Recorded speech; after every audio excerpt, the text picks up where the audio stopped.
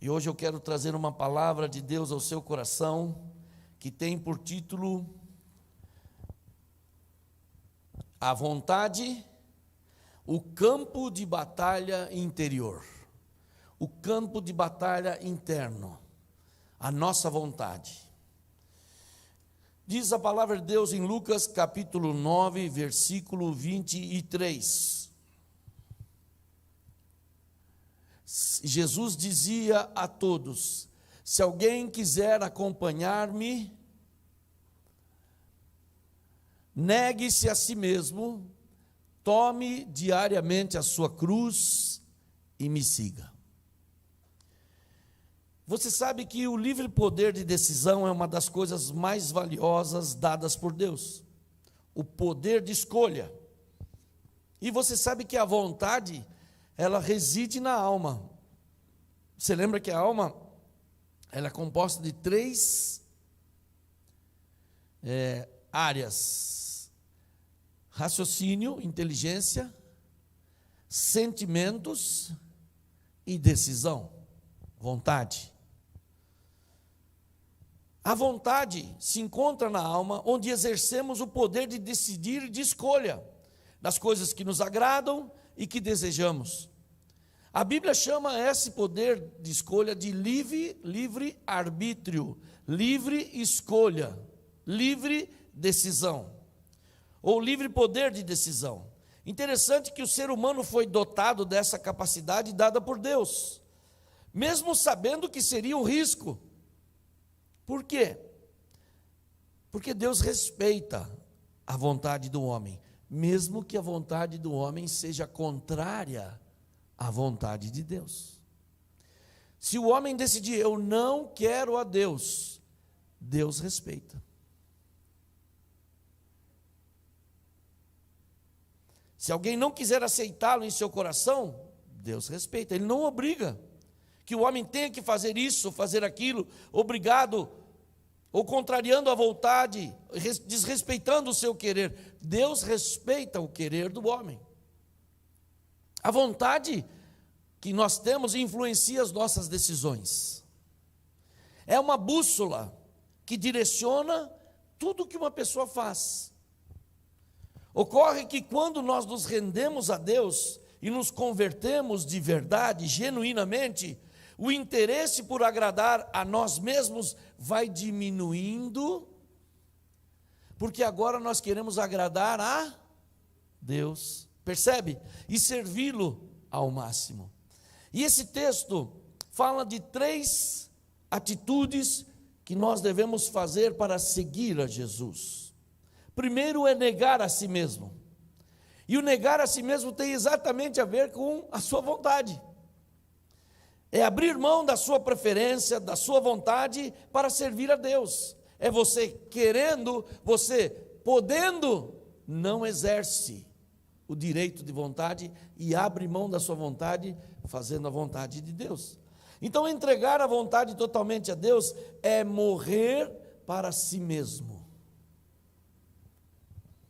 É o maior sinal de maturidade, é abrir mão do que se quer, ou se encontrou, ou que se sonha, ou que deseja, porque alguém faria isso, porque encontrou uma satisfação maior do que satisfazer o seu prazer pessoal, e que é fazer a vontade do Pai.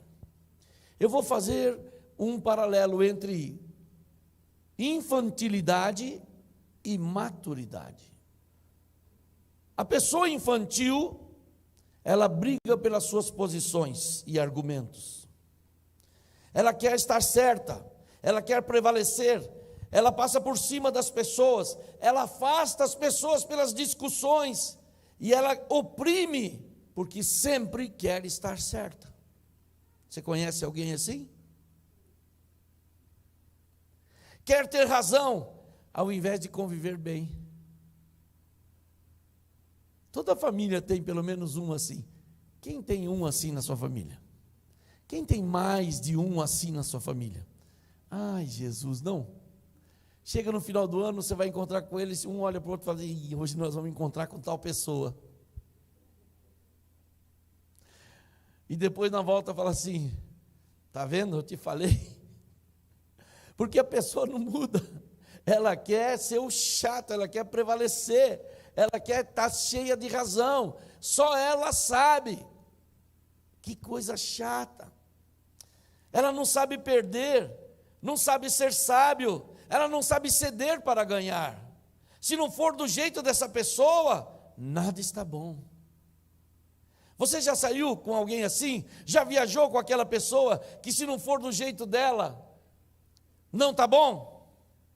E ainda estraga o passeio dos outros? Você já foi com essa pessoa? Vamos em tal lugar, aí vai até decidir, aí vai no lugar que ela quer. Chega lá, está cheio. Aí tem que ir para outro lugar, aí ela já está brava. Aí todo mundo que saiu para ter um tempo gostoso, fica todo mundo...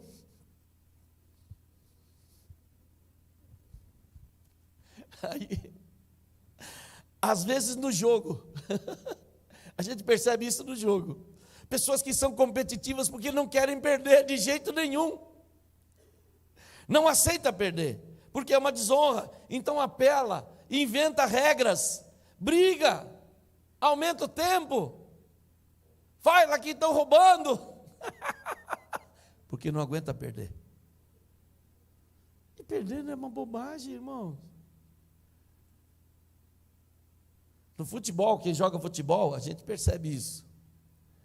Tem gente que não vai lá para brincar, tem gente que vai lá que joga sério. Joga sério, às vezes até joga pesado. Eu não estou jogando muito mais bola porque é meia hora para preparar e 5 minutos de duração.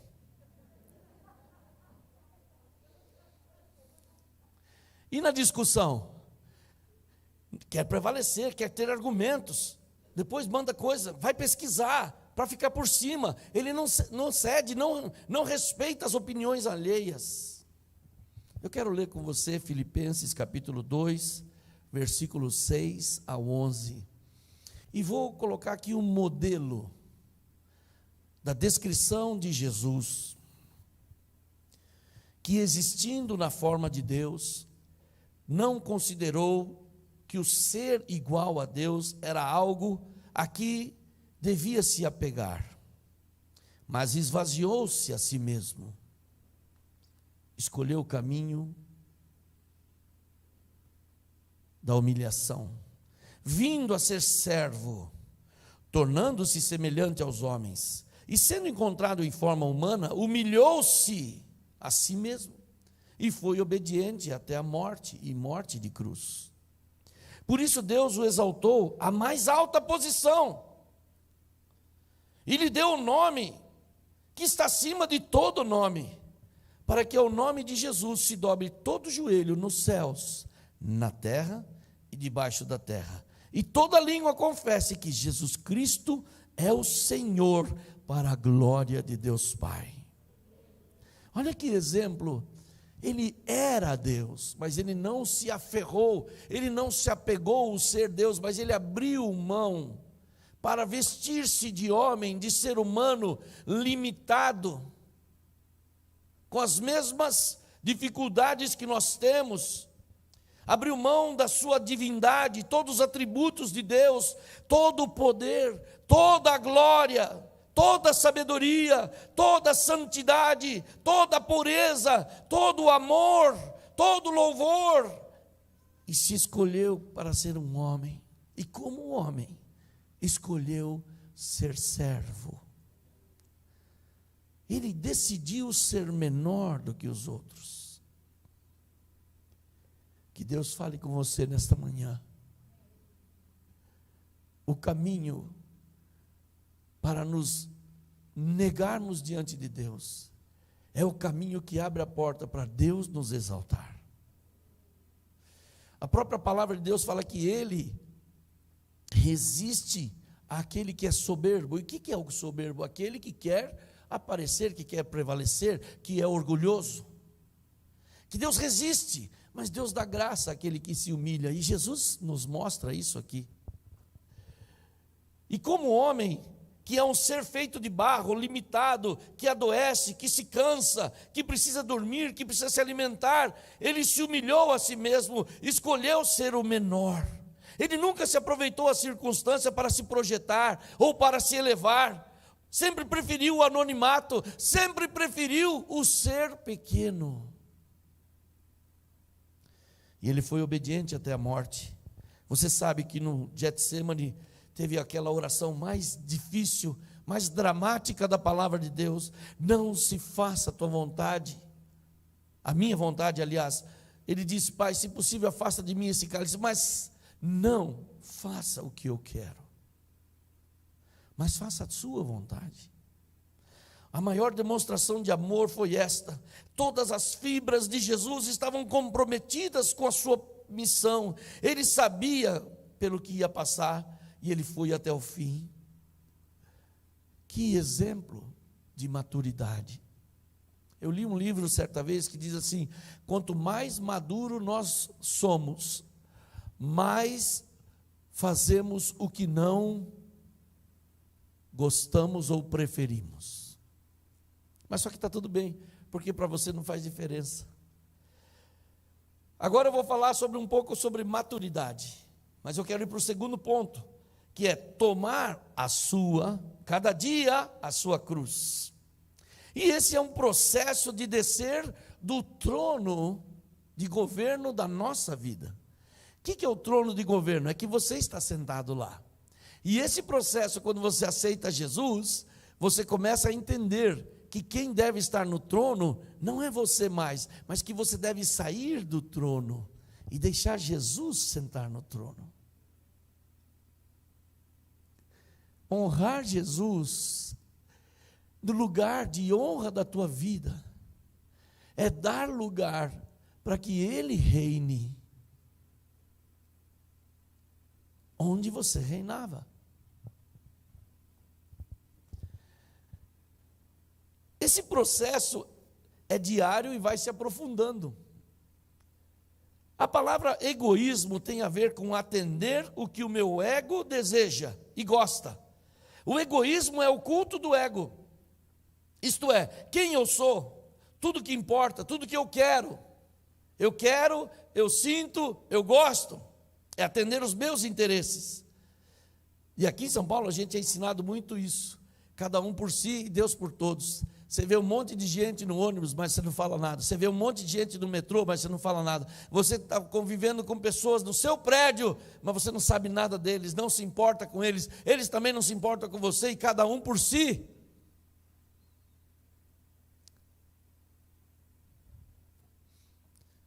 O oposto do egoísmo se chama altruísmo.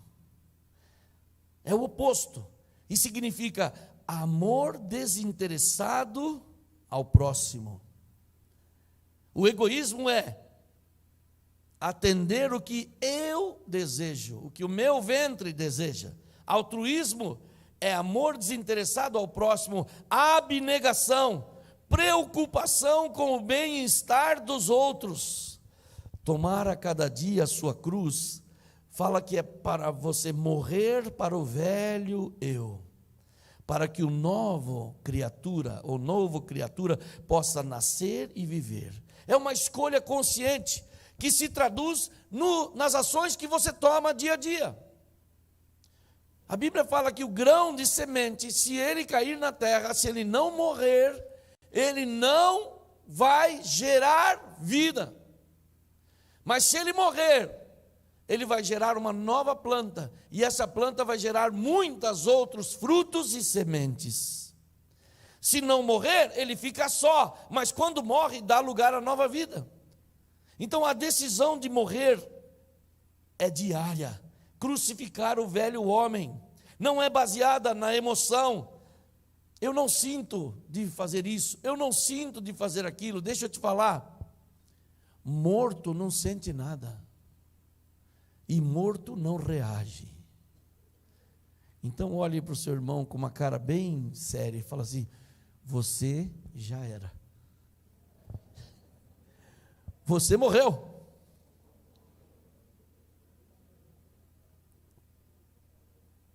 Morto não reage. Tem um ditado que fala assim: ninguém chuta cachorro morto. Claro, o morto não reage, o morto não morre. Se você ainda está reagindo, ainda está ficando ofendido, porque a moda agora é ficar ofendido. Eu estou ofendido, eu estou triste, estou chateado. É mesmo. E morto fica chateado. E morto desobedece. Morto significa aquele que governava aqui já morreu. Agora é uma nova criatura.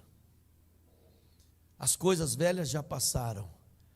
Eis que diariamente tudo se fez novo. Quando você está reagindo, você deve dar uma ordem para si mesmo. Volte para o caixão, fique ali. Deita. Quieto. Mas eu estou querendo levantar. Bate a tampa do caixão na cara dele. Pum! Fica aí. Porque, na verdade, irmãos, não adianta ungir endemoniado. Eu falei isso para alguém essa semana, não me lembro em que lugar. Acho que foi quarta-feira. Porque a pessoa vem à igreja, mas ela não quer morrer. Ela não quer ser transformada. Mas ela quer a bênção de Deus. Então, ela acha que aqui é um lugar de passe de mágica. Deixa eu falar, Deus não tem compromisso com picareta, com pilantra.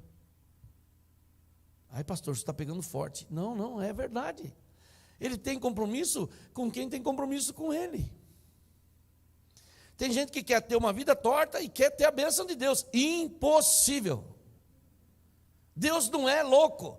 Gálatas fala sobre isso, de Deus não se zomba. Tudo que o homem plantar, ele vai semear. Se você vive uma vida toda torta, como que você quer a bênção de Deus? Você pode, sim, e deve se arrepender e morrer.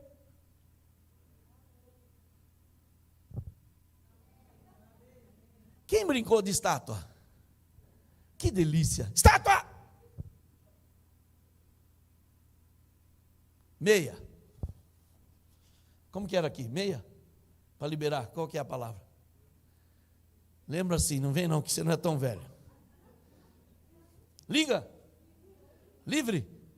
Vivo. Ok. Lá era meia. Estátua. Então o crente tem que estar estátua, morto, para o velho homem.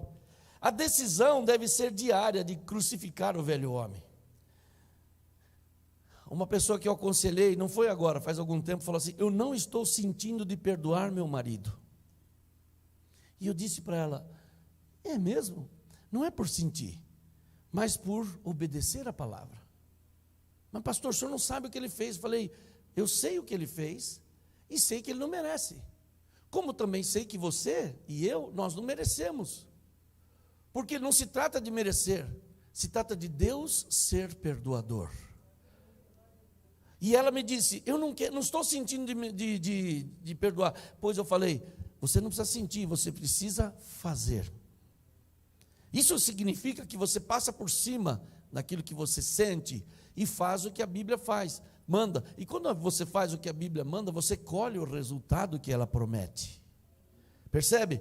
Para fazer a vontade de Deus, você tem que passar constantemente por cima da sua vontade, porque a Bíblia já nos ensina que o coração do homem, ele tende para aquilo que é distante de Deus, para aquilo que é o contrário do que Deus quer. Mas quando nós aprendemos que obedecer a Deus é melhor do que sacrificar, quando nós aprendemos que fazer a vontade de Deus traz frutos de bênção para nós, aí as coisas começam a mudar. Então, eu falei da imaturidade, agora eu vou falar da maturidade. Aquela pessoa madura é aquela que aprendeu a apreciar as pessoas e as companhias.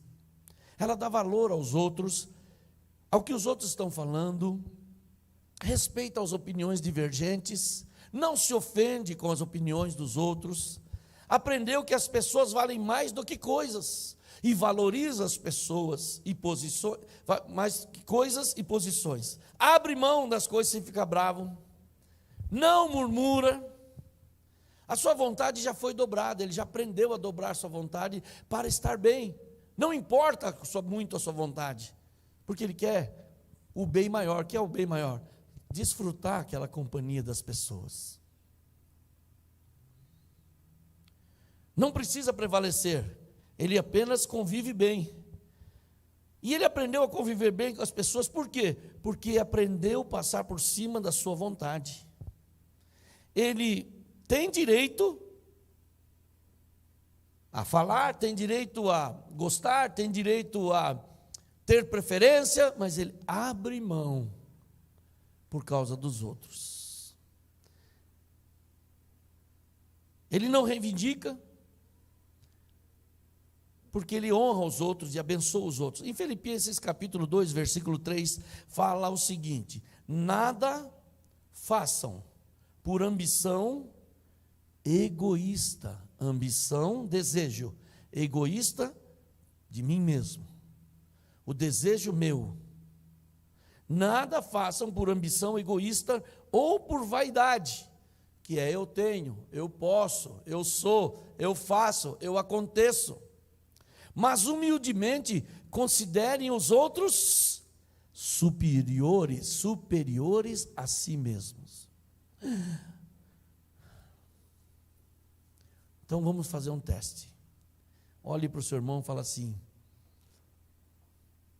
você é mais importante do que eu.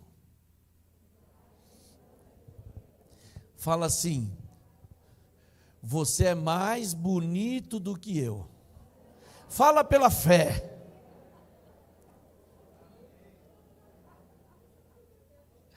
Fala: você é mais precioso do que eu. Aí, aquela pessoa que é egoísta, que é brava, ela fica por dentro se remoendo. Não consegue falar. Porque a carência dele é tão grande que ele tem que o tempo todo falar: eu existo, eu sou alguém, olha eu aqui. Mas aquele que já é curado, já morreu, ele não precisa mais disso, porque ele aprendeu a ir para a cruz. Eu acho que tem algumas pessoas aqui que precisam ir para a cruz, um pouquinho, uns 20, 30 anos, coisa pouca. O que você acha? As suas decisões devem representar a forma que você crê e que você vive. Você tem que ser coerente com a sua fé.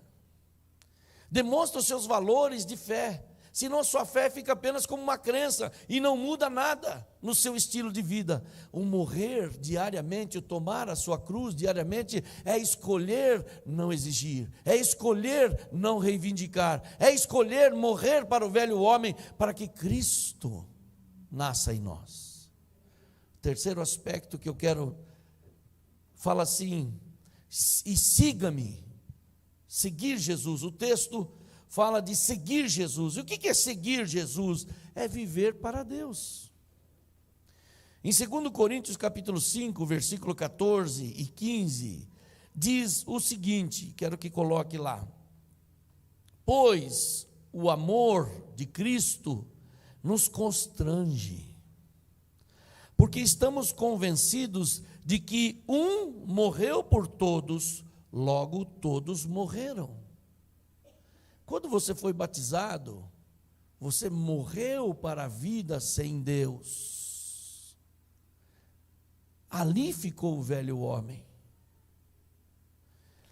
Ele morreu por todos para que aqueles que vivem já não vivam mais para si mesmos, mas para aquele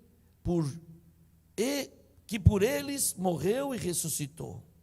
Então, viver para Jesus não é só crer nele, nas suas promessas, mas é ter uma vida voltada para servir a Jesus. A pastora Lúcia falou muito sobre isso na vigília, que para sermos uma igreja que Deus deseja, nós precisamos morrer para que Deus nasça. Falou muito com os jovens, inclusive deu uma nova diretriz para aqueles que querem namorar, aqueles que querem ter um relacionamento preparatório para o casamento, e tem novas orientações aí, você que quer namorar. Por quê? Porque precisamos ser diferentes do mundo, precisamos agir diferentes, somos o povo de Deus, e aqui fala que agora não são mais os meus desejos, os seus desejos, os meus desejos, mas abrindo mão e ser totalmente dele. Viver para Ele significa direcionar as ações e decisões baseadas em de que forma a minha decisão serve melhor a Deus do que a mim. A pergunta é: esta decisão honra quem? A Deus ou a mim? Esta posição atende ao desejo de quem? Somente quem decide viver para Deus experimenta os sonhos de Deus para a sua vida. Em Gênesis 12 fala sobre Abraão, quando Deus chega e fala para ele: Abraão, sai da sua terra e da sua parentela e da casa do seu pai e vá para a terra que eu te mostrarei. Deus havia comunicado a Abraão, agora cabia a ele decidir se ele obedecia ou não. E todos os dias nós estamos tomando decisões. Você ouve o seu despertador, você decide: dou um tapa no despertador ou levanto? Atualmente está uma moleza, né, irmãos? Você nem vai trabalhar mais, fica em casa, tá? Você vai dali e vai para seu escritório de pijama mesmo, que é a sala ou que é o quarto. E você hoje está muito mais fácil, a gente está muito mais flexível, mas o tempo todo você toma decisões. Você vai tomar café, você vai pôr açúcar ou adoçante? Ou você vai tomar sem nada? Decisão. Você quer o pão torrado ou você quer ir na padaria comprar pão? Ah, não vou na padaria porque tem o vírus está na esquina. Ok, então você compra, de alguma forma o pão vem lá, você vai ter que comer. Qual é o pão? É torrado na torradeira? Ou você vai fazer o pão amassadinho? Como a gente diz lá em casa. Na torradeira. Você vai pôr queijo no pão? Ou você vai pôr manteiga? Ou margarina? Decisões. O tempo todo a gente está automaticamente já decidindo. Mas quando se trata das coisas de Deus, você precisa entender que Deus tinha falado com Abraão, mas cabia a ele acionar o gatilho da bênção. Como a gente aciona o gatilho da bênção? Quando Deus te propõe algo, como a pastora Lúcia chamou os jovens aqui, e foi muito lindo vendo os jovens assumindo o compromisso com Deus na vigília, foi tocante, e nós abençoamos, decidiram uma postura para servir a Deus. Quando você está no governo da sua casa, da sua vida, você manda. Quando Deus está no governo da sua casa, você pergunta para Ele: Senhor, como o Senhor quer que eu haja nesse caso? Como o Senhor me dirige a agir? Então, se Abraão decidisse ficar na casa do pai, dos seus parentes, todo o projeto de Deus não aconteceria. Percebe? Uma simples decisão interfere no rumo das coisas. Como ele não olhou para o seu conforto, a sua vontade, aliás, Deus foi duro com ele, não falou nem onde era. Falou: sai da tua terra, da tua parentela e vai para o lugar que eu ainda vou te mostrar. Pensa num negócio difícil. A mulher, eu acho que ela foi murmurando: oh, mas Abraão, pelo amor de Deus, está faltando um pedaço. Onde é? Nós vamos para que lado? Quantos dias é essa viagem? Eu levo qual vestido? Eu vou levar a sandalinha, a rasteirinha, ou vou levar aquele salto alto? Nós vamos parar para comer aonde? Nós vamos dormir aonde no meio do caminho? Eu imagino poucas perguntas, umas 200 perguntas só que Sara fez para Abraão, e ela não sabia nada, e ele falou assim: bem, eu já te falei que ele vai mostrar, mas quando vai mostrar? Amanhã, depois? Já passou 2 dias, não mostrou nada. Deus está demorando muito, fala de novo com ele, eu acho que tem alguma coisa errada aí. Acho que você não está ouvindo Deus direito, hein, Abraão? Pelo amor de Deus, você quer que eu saia daqui para ir para lugar nenhum? Vamos fazer um negócio, vamos fazer um planejamento aqui, vamos fazer um alvo SMART. Específico, mensurável, atingível, realista e com o tempo determinado.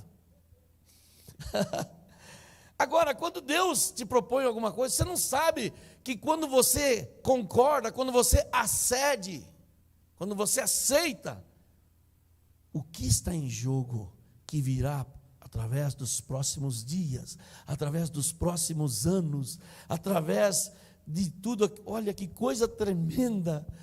Eu quero contar um pouquinho da história do meu tio, quando ele aceitou Jesus no ano de 1962, eu tinha 1 ano de idade. Ele aceitou Jesus e ele ficou tão tocado por Deus, na Assembleia de Deus, Springfield, que vinham uns missionários canadenses cheios de Deus. Ele ficou 15 dias que ele mandava assim, parecia que ele estava andando na nuvem. E ele aceitou Jesus e falou: vou servir a Deus. E aí ele começou a orar por nós, pela minha família, orar pelo meu pai, por nós. Passaram-se 12 longos anos e ele nunca desistiu. No ano de 72, meu pai foi acometido de uma doença do gado chamada brucelose e não tinha cura. E ele foi parar na Santa Casa de Sorocaba e ele começou a ler aquela Bíblia grande da Barça, sabe, aquela Bíblia vermelha. Levou tudo aquele monte, sim. E ele deparou-se com um versículo chamado: pela graça sois salvos, por meio da fé, não por obras, para que ninguém se glorie. E aquilo tocou meu pai. E ele chorou ali sozinho. E ele tomou a decisão de servir a Deus. E falou: se o Senhor me curar, eu vou pregar o Evangelho e nós vamos te servir. E em 1973 eles se batizaram. 74, o segundo batismo, eu me batizei. Veja, a decisão de um homem veio trazendo mudanças. Aí o que aconteceu? Meu tio se tornou pastor, meu pai pastor, a minha irmã Vera se tornou pastora, eu me tornei pastor. Você sabe que a nossa família, só a nossa família abriu mais ou menos 100 igrejas. Quantas igrejas e quantas pessoas nós salvamos? Agora meus filhos já estão encaminhando para o ministério e logo, logo minhas netinhas também. As minhas netinhas já têm célula. Uma decisão muda todo o rumo de uma família. E eu quero hoje dizer a você, que quando o Senhor propõe alguma coisa para você, Ele nunca quer subtrair alguma coisa de você. Mas o propósito de Deus, quando você cede a sua vontade, quando você abre mão da sua vontade para obedecer a Deus, Ele sempre recebe aquela atitude como uma oferta, uma entrega de tempo, de vida, de coração, e Ele recebe, abençoa e devolve para você abençoado. Deus nunca fica com algo nosso, Ele sempre nos devolve. Mateus capítulo 16, versículo 25, Jesus disse: pois quem quiser salvar a sua vida, a perderá. Mas quem quiser perder a sua vida por minha causa, a encontrará. Então, quando você retém, você segura, Deus não pode fazer nada. Quando você entrega, Deus recebe aquilo, abençoa e te devolve abençoado. Ninguém supera a Deus em nos abençoar. Até isso está no nosso... Preciso mudar a frase, vou arrumar mais um. Quando você retém, é que você pensa que vai perder. Eu não vou ofertar porque vai fazer falta. Eu não vou servir ao Senhor porque eu tenho a minha carreira. Eu não posso ir para tal lugar por causa do trabalho. E sempre você coloca prioridades distorcidas ou de acordo com o que você quer. Para você faz sentido. Só que Deus está vendo. Ele coloca um termostato para ver onde você está, onde está o seu coração. Andar com Deus terá o seu sacrifício a ser feito. Abandonar as coisas do mundo para se entregar totalmente a Deus. E, irmãos, não é vir só à igreja, é ser transformado. Eu não sei, não posso dizer, mas muitas pessoas que estão aqui não vão para o céu. Ai, pastor, como assim? Não é só estar na igreja. O próprio Jesus disse: muitos naquele dia me dirão, em teu nome expulsamos demônios, em teu nome fizemos isso, em teu nome fizemos aquilo. Quer dizer, já eram obreiros, já eram pessoas que estavam trabalhando. E ele vai falar: eu não vos conheço, apartai-vos de mim, vós que praticais a iniquidade. Então, vir à igreja é importante, mas o mais importante é ser totalmente transformado. E morrer para o velho homem, para que o novo homem segundo Deus, a nova mulher segundo Deus, nasça no seu coração. Uma vida de entrega pavimenta o caminho da grandeza espiritual. Uma vida de entrega pavimenta o caminho da grandeza espiritual, que não pode ser medida com as referências desse mundo. A referência, eu estava falando com a Cláudia e o Eduardo, desse mundo, as pessoas nos medem por aquilo que a gente tem. Não é? Ela falou que foi no hospital, estava um dia com um Fiat Uno, Palio. Aí ela trocou de carro, chegou no outro dia com o carro novo dela, que é esqueci o nome, Tracker. O mesmo guarda, no dia anterior, tratou ela de um jeito. No outro dia que ela veio com o carrão, falou assim: pois não, doutora, qual é o seu CRM? Ela virou doutora de um dia para o outro. Quando eu vim do interior, eu fui no Banco do Brasil, lá na Vila Mariana, na rua Domingos de Moraes. E lá no interior a gente andava de camiseta e tal, todo mundo se conhecia, os gerentes conheciam a gente. Eu fui lá, rapaz, fiquei meia hora, ninguém me atendia. Eu falei: meu Deus, eu sou correntista do banco, eu só quero mudar minha conta de Votorantim para cá.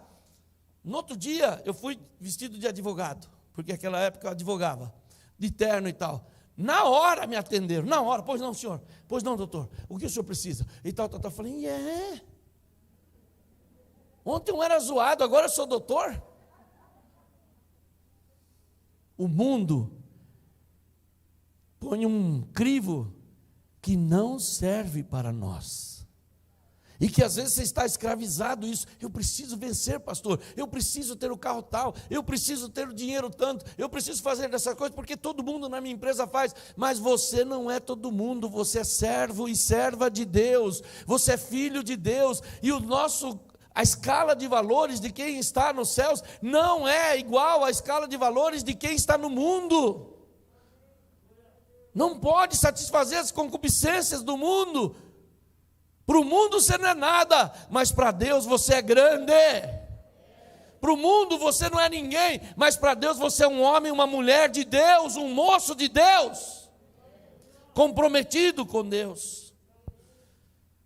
Você é pequeno para o mundo, mas grande para Deus. Aqui nessa igreja tem gente grande na presença de Deus, que quando dobra o seu joelho, o inferno treme e fala assim: aqui não tem jeito, aqui essa pessoa é de oração, ela conhece o caminho do trono de Deus, nós não podemos com ela. O diabo fala assim para os seus diabetes: sai, diabetes, sai de perto dele, porque esse aí não tem jeito não, esse aí anda com Deus, essa aí anda com Deus, esse aí se consagra, esse aí é santo. Nós não temos onde tocar. Veja o que o diabo falou para Deus quando Deus falou de Jó: se eu observasse o meu servo Jó, e o diabo falou: mas tenha dó, você cerca ele de bênção, você abençoa ele de tudo quanto é lado, eu não tenho onde pegar o fiado da mãe. Não está assim na Bíblia, tá? Estou trazendo em linguagem de hoje. Eu não tenho onde pegar. Retira a tua mão dele, você vai ver se eu não arrebento com ele. E Deus falou: tudo bem, só não toque na vida dele, eu vou tirar minha proteção dele. Perdeu dinheiro, perdeu família, os filhos todos morreram, os servos, as propriedades. Só não perdeu a mulher que ficou lá para encher o saco dele ainda. Quem conhece Jó sabe o que eu estou falando. Teve uma hora que ela falou assim: pelo amor de Deus, hein, Jó, amaldiçoa o seu Deus e morre, você está muito zoado. E Jó fala assim: mulher, cala a boca. Eu recebi tantas vezes de Deus, não vou receber um pouquinho das opressões, fica na tua aí, mano. Eu estou traduzindo em linguagem moderna, tá? Vocês entenderam? Hoje, nós vamos tomar uma decisão de curvar a nossa vontade diante de Deus. Ele não vai oprimir você para fazer isso. Ele não vai te apertar para fazer isso. Você vai fazer espontaneamente. Você decide sair do trono da sua vida e deixar: Senhor, senta aqui. Eu não quero mais comandar a minha vida. Agora é o Senhor que comanda. Eu quero ser capaz de te servir em todas as coisas, Senhor. Me perdoa porque eu sou egoísta, eu sou pidoncho, eu fico pedindo as coisas, se as coisas não vêm do jeito que eu quero, eu já fico brabo. Quando vem um apertinho, eu já fico nervoso, já começo a ficar bravo. Aquele que curva diante de Deus, ele sabe que muitas vezes ele vai na presença do Senhor com lágrimas nos olhos. Ele entra chorando, mas ele sai consolado. Ele entra sem direção, mas ele levanta com esperança renovada.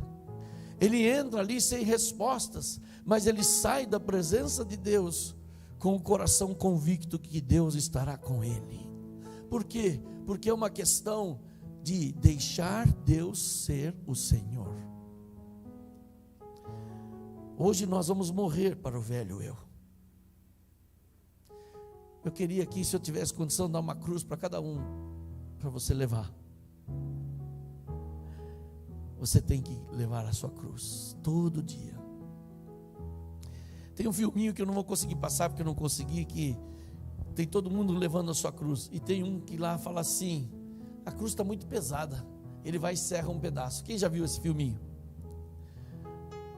Aí está difícil, ainda está pesada a cruz. Ele anda mais um pouco, depois ele serra outro pedaço. E ele quer tirar a cruz, ele não quer levar a cruz, porque a cruz pesa. E ele fala assim, agora ficou bem melhor, agora está levinha. Só que aí tem um abismo, que ele precisa daquela madeira maior da cruz, para colocar do outro lado, para ele atravessar. Só que agora ele cortou toda a cruz e ele não tem como. Isso fala daquela pessoa que não quer levar a sua cruz. O caminho de Deus, ele é estreito. Por quê? Porque é difícil de ser trilhado. Mas aquela que for achada fiel, receberá a coroa da vida eterna. É para poucos. É para poucos. Hoje eu quero que você entregue a Deus ainda uma parte do velho homem que não morreu, da velha mulher que não morreu. Você ainda fica muito nervosa, você ainda fica muito ansioso, mas nós não temos dinheiro, mas como vai ser? Vai para a cruz. Senhor, tenho essa decisão, fala com Deus, eu preciso dessa decisão e eu não sei como, Pai. Governa sobre isso e vai entregando áreas que você não entregou. Pode vir os irmãos da música aqui, nós vamos também servir a ceia. Os diáconos estão prontos também. Enquanto isso, você vai pensando, e eu quero voltar. Se alguém quer vir após mim, negue-se a si mesmo.